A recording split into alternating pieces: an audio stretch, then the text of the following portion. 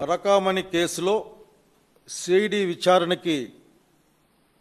విచారణలో ఉన్న సిఐ సతీష్ గారి మరణం ఒక చర్చనీయాంశంగా మారింది. అంతేకాకుండా ఈ చర్చని ఒకవైపున మళ్ళించే ప్రయత్నం చేస్తున్నారని కూడా చూసే వాళ్ళకి అర్థమవుతుంది. ఎట్లా జరిగింది, ఏం జరిగింది, ఎవరు అజంప్షన్స్ వాళ్ళకు ఉంటాయి. కానీ ఇన్స్టిట్యూట్స్ని బేస్ చేసే వాళ్ళకి అట్లా మాట్లాడే హక్కు ఉండదు. ఇప్పటికి కూడా జస్ట్ ఒక గంట ముందు ఇంకా సీన్ రీకన్స్ట్రక్షన్ జరుగుతూ ఉంది అని వార్తలు విన్నాం. నిన్న రాత్రి 9 గంటలు 9-10 గంటలకు పోస్ట్ మార్టం ఫినిష్ అయిందని కూడా వార్త విన్నాం. సాక్షాత్ ఎస్పీ గారే పోస్ట్ మార్టం దగ్గర ఉన్నారని కూడా వార్తలు చూసాం. మనం మీ అధికార ప్రతినిధులుగా పనిచేసిన వాళ్ళు 4 గంటలకే 4:15కే ఇది హత్యే, ముమ్మాటికి హత్యే.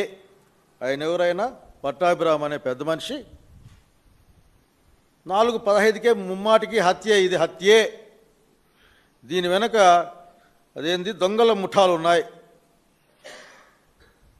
అని ప్రకటించాడు. అట్లాగే ఇంకొక బహుశా మీ స్పోక్స్ పర్సన్ లేకపోతే మీ నాయకురాలు ఇది ముమ్మాటికి హత్యే, మళ్ళీ సేమ్ డైలాగే, సేమ్ బహుశా స్క్రిప్ట్ సేమ్ ఉన్నట్లుంది. అది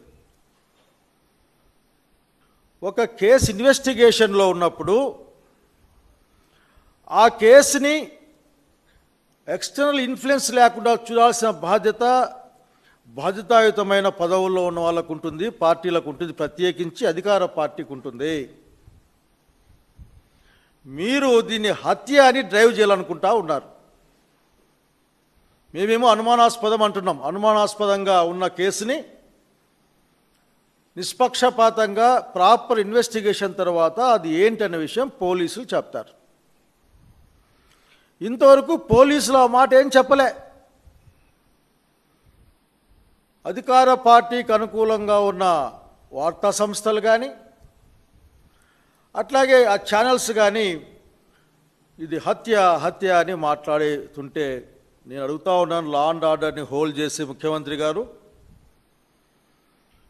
ఒక సున్నితమైన కేసులో ఏం జరిగిందని రాష్ట్రమే ఎదురు చూసే ఒక కేసులో ఇట్లా బాధ్యతారహితంగా ఇన్వెస్టిగేషన్ పరిశోధనా సంస్థల్ని ఇన్ఫ్లుయెన్స్ చేసే విధంగా ప్రవర్తించిన వాళ్ళపైన మీరు యాక్షన్ తీసుకోవాల్సిందిగా కోరుతా ఉన్నా నేను.